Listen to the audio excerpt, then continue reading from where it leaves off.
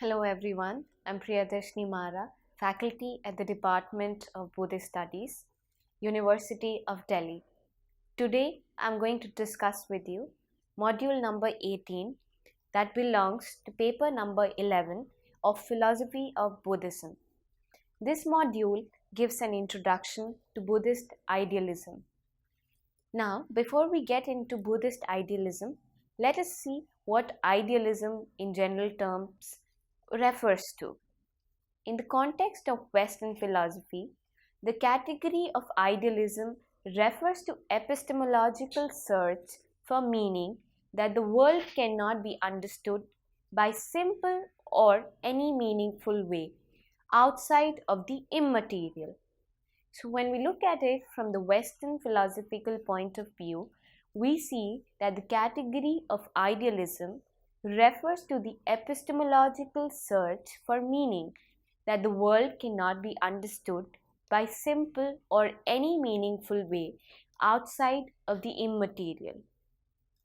So when we look into this definition, we see that the world cannot be understood outside of the immaterial. So when we pointing out to this immaterial, we actually referring to the phenomenal existence.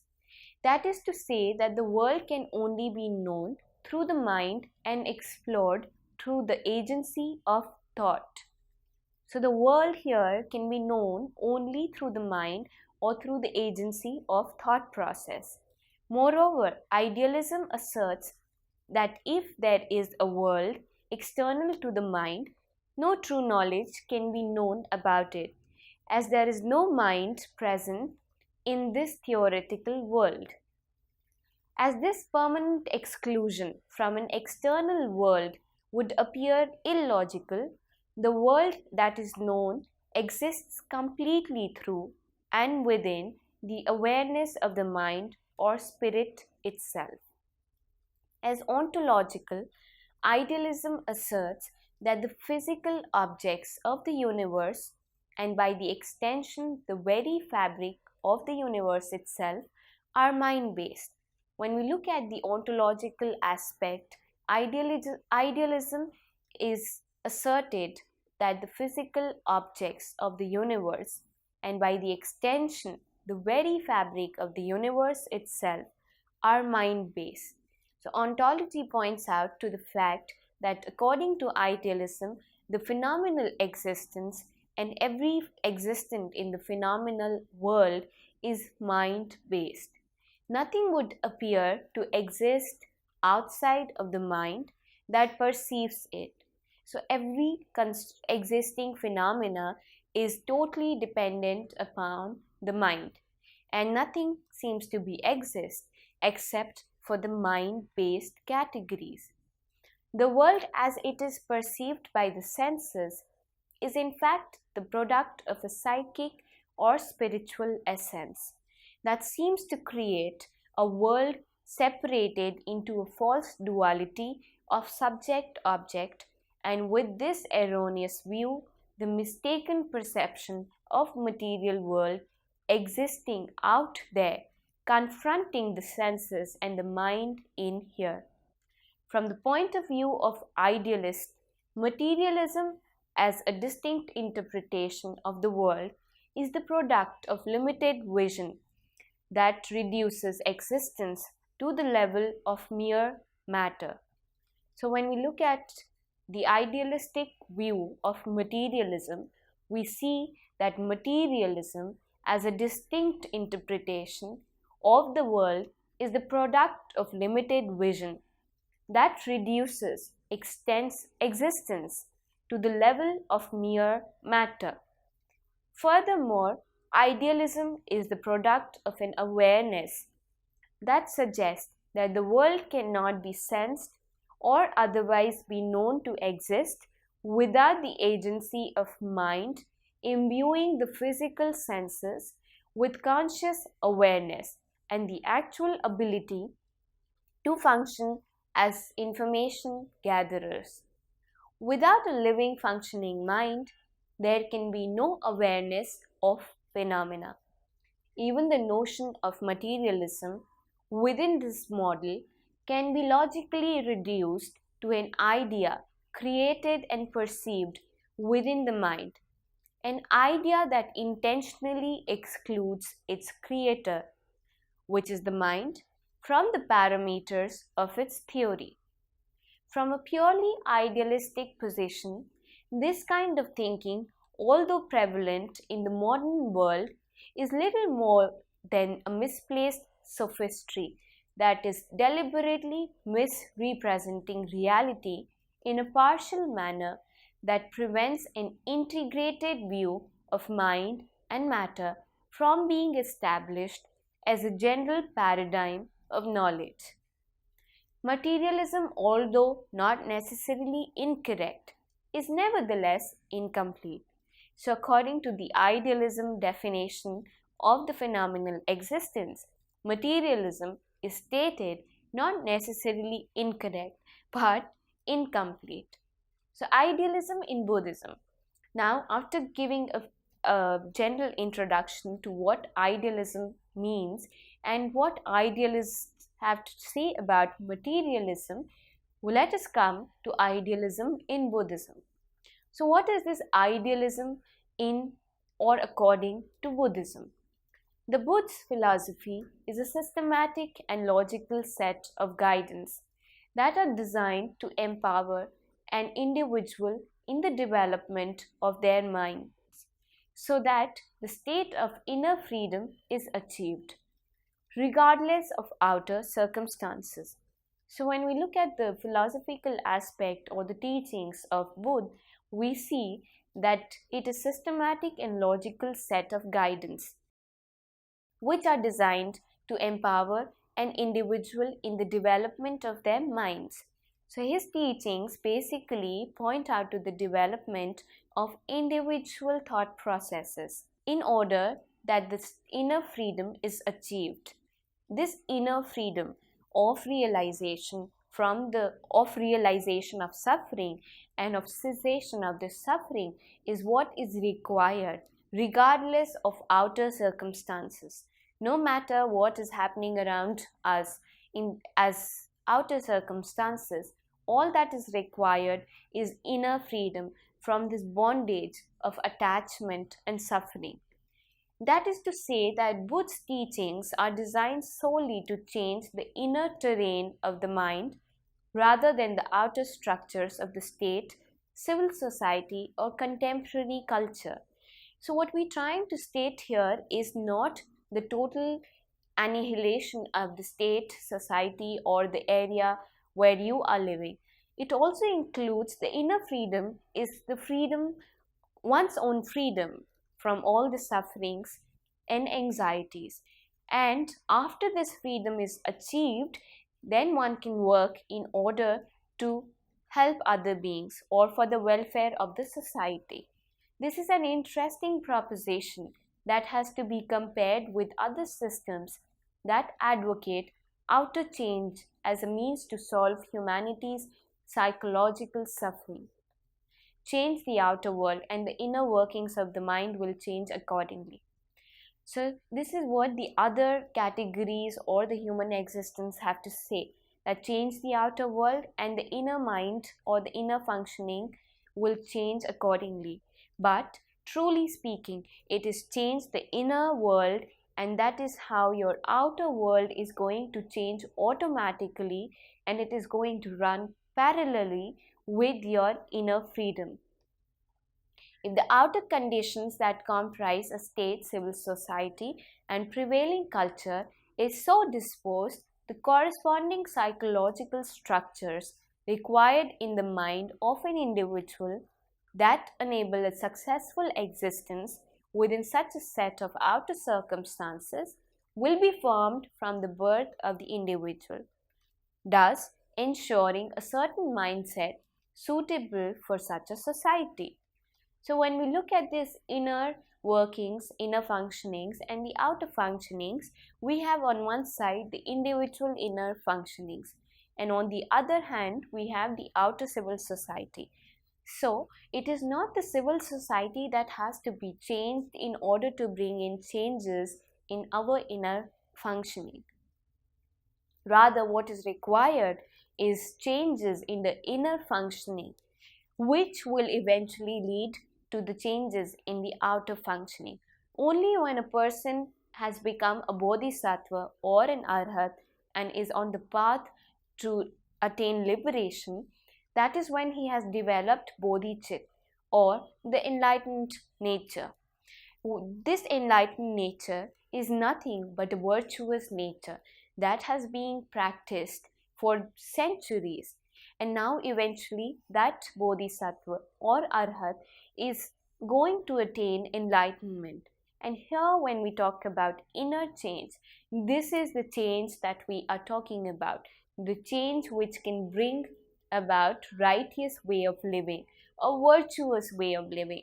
Only once you have developed this inner change of virtuous way of living, you are on to the way to change your outer workings, and that is the welfare of beings, sentient beings around you.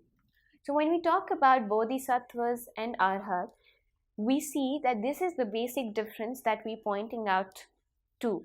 When we talk about bodhisattva, it's a concept given by the Mahayana philosophy, and arhat is the concept given by the Hinayan philosophy or the Theravadins. So the only difference between the two, a bodhisattva and an arhat, is that a bodhisattva reaches that state of attaining enlightenment but just stops there before he attains enlightenment. Why does he stop there?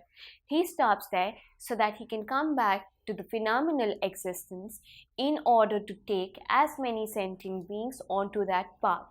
And an arhat is the one who aspires liberation only for himself. So this is the main distinction between the two. Despite of that, both of them are virtuous, have followed virtuous way of living or the righteous way of living, and have brought in certain functionings of inner change that further develops their outer categories or outer functionings of the worldly changes. If it is the case that outer circumstances are not transformed through the enlightenment experience, then nirvana simply becomes quietened state of mind that exists in opposition to a physical world that it has little direct contact with. The problem with this state is that as a mind exists within a body that has senses, and that as human being is more than a mind, it follows that a mind quite otherwise can never be out of contact with the body it inhabits, and therefore the world that surrounds the body. The enlightenment experience must therefore include a state of consciousness that sweeps through the mind, body, and environment, and that simultaneously renders such designations as mind, body, and environment thoroughly redundant and meaningless. This attainment effectively creates a completely new way of viewing the world that has no intellectual relevance for the unenlightened mind. In this respect and in this way, the concept of Buddhist inner freedom equates completely with the notion of outer circumstantial transformation in a manner that the unenlightened mind cannot conceive of. Simply changing outer circumstances might well create better and fairer living conditions. This is not disputed, but such changes, although carrying the immense potential of positive social transformation, nevertheless do not necessarily enlighten the minds of those subjected to them. The Buddha seems to be saying that regardless of whatever social system or regime an individual inhabits, greed, hatred, and delusion remains implicit to human psychological traits that must be uprooted through a proper and correct meditation practice. So here all that we're pointing out to is the change in the inner mind, which will bring about a change in the outer society, and this change will be for the betterment and for the welfare of every sentient being that comprise that society. Historically, all outer expressions of the organization of human interaction have been imperfect. So, when we look at the historical evaluation of these organizations or interactions, we see that these human interactions, no matter how fancy or how nice they look, are all imperfect. In this respect, the Buddhist system of philosophy is centered around the individual accessing a totality of being through the development of the mind. Although this may appear as a pure idealism that conquers a pure materialism, this dualistic notion is mistaken, as terms such as idealism and materialism, although descriptively useful in the formulation of ideas, nevertheless lose all descriptive validity in the nirvanic state. So, when we are at the state of nirvana or the attainment of liberation, we see that these functions or these matters or terms like idealism, materialism hold no importance. It is nothing other than ordinary mind, thoroughly realized, so that the apparent and false barrier between mind and matter is transformed into a totality of being.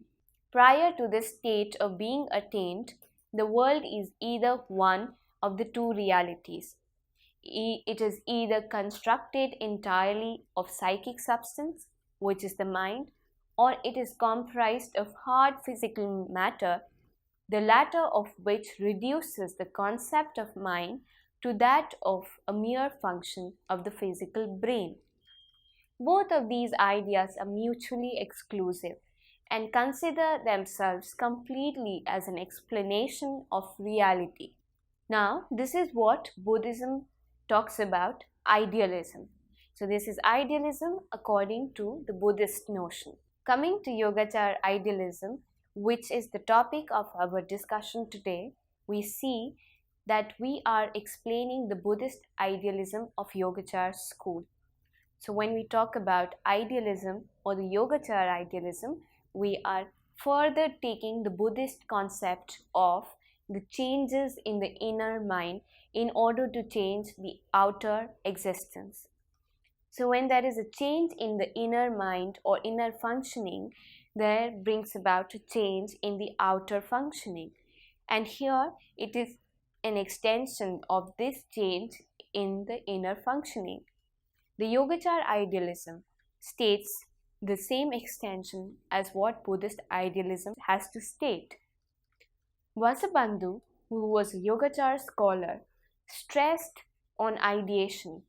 So Vasubandhu's stress on ideation only is consistent with the standard doctrine of Buddhism through all its periods, that the person whose mind is stabilized or concentrated sees things as they really are.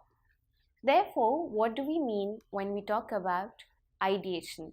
It is consistent with the standard doctrine of Buddhism through all its periods, that the person whose mind is stabilized or concentrated see things as they really are. So the importance is given to the concentration of the mind or to the stabilizing of the mind, which is of utmost importance when we talk about the reality of the world. So when the mind is stabilized or concentrated in a perfect way, it can really see how things are. From the beginning, the theory was that an entity can be somehow visualized mentally in better, more real or truer form than in ordinary sense of perception. So when it comes to the theory, the entity which can somehow be visualized mentally, it is said to be better, more real, truer from that in the ordinary sense of perception. This visualization is given more importance than perception.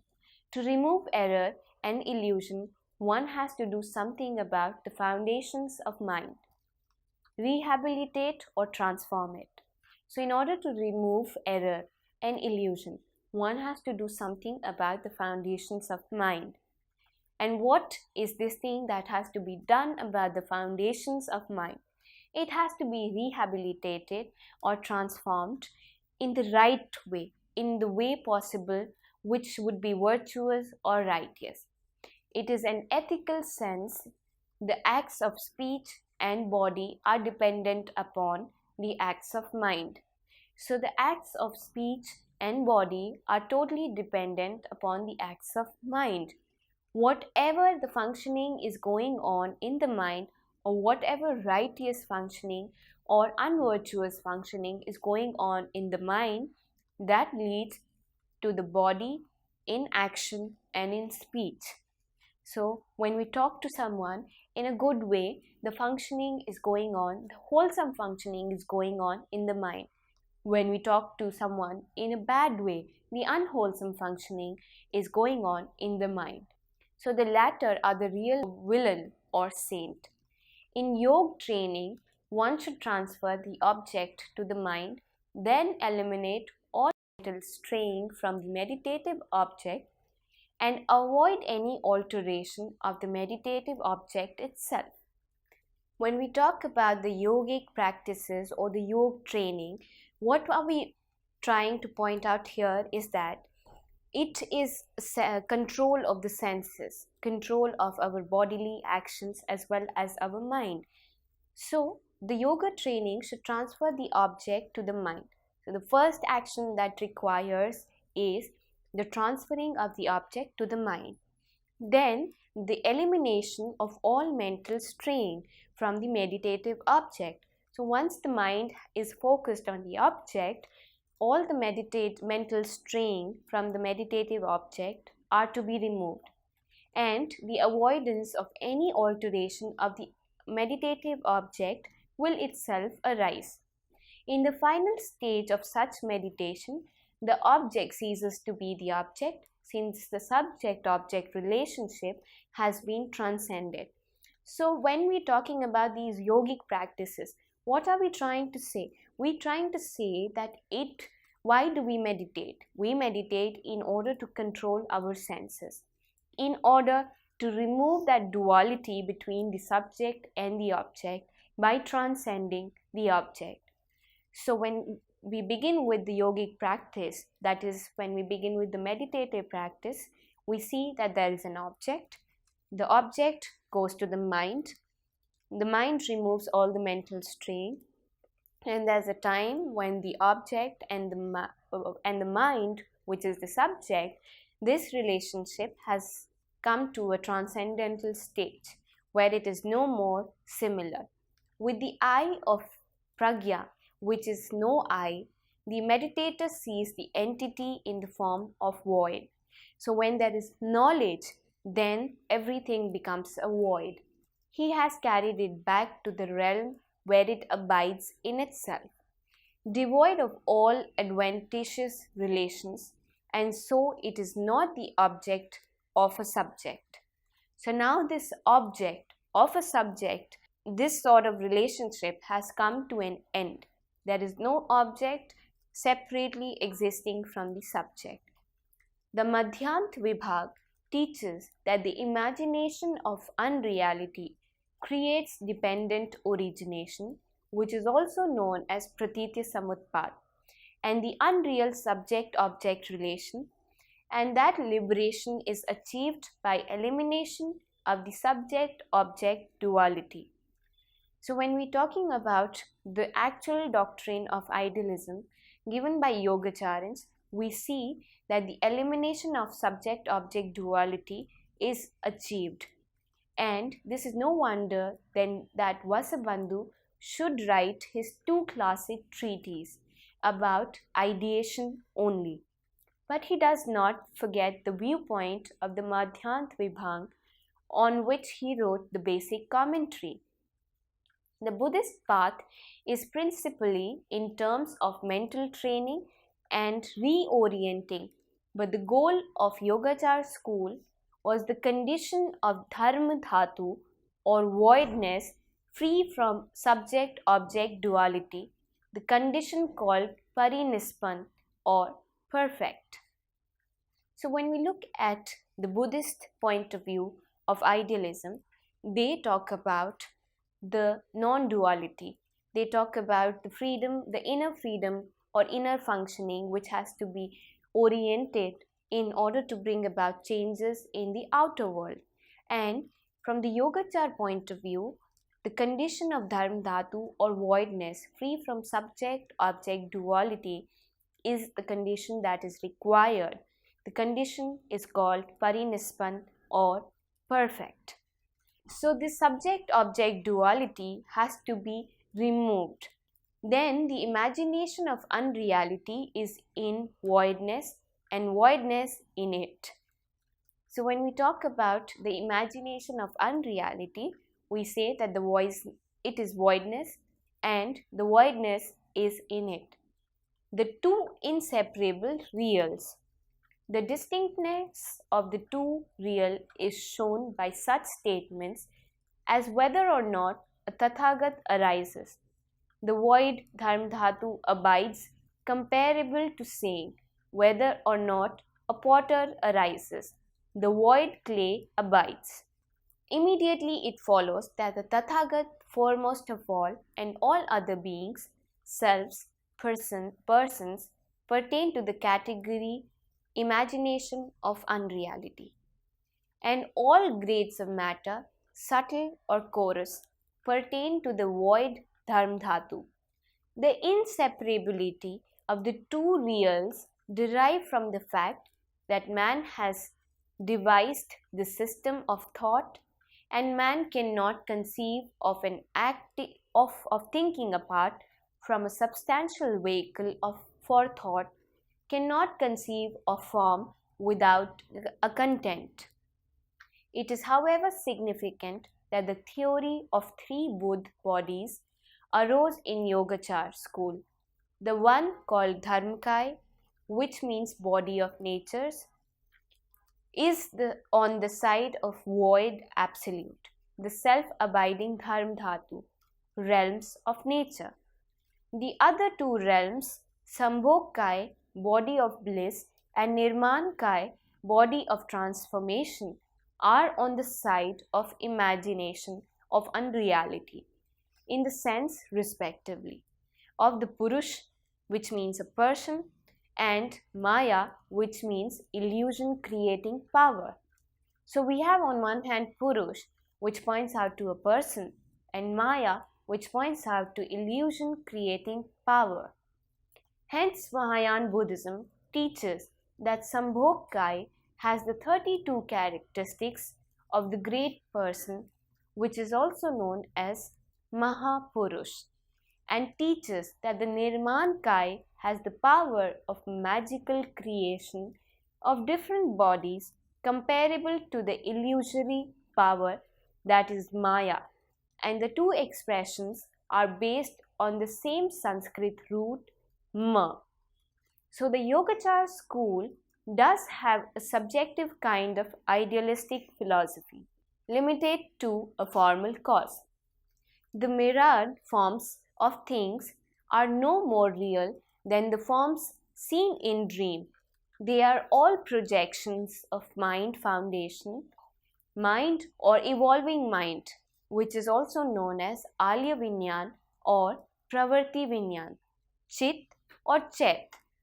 On the blank screen, voidness, that is the absolute in this system, pure substance of unlimited impressionability, capability, efficiency.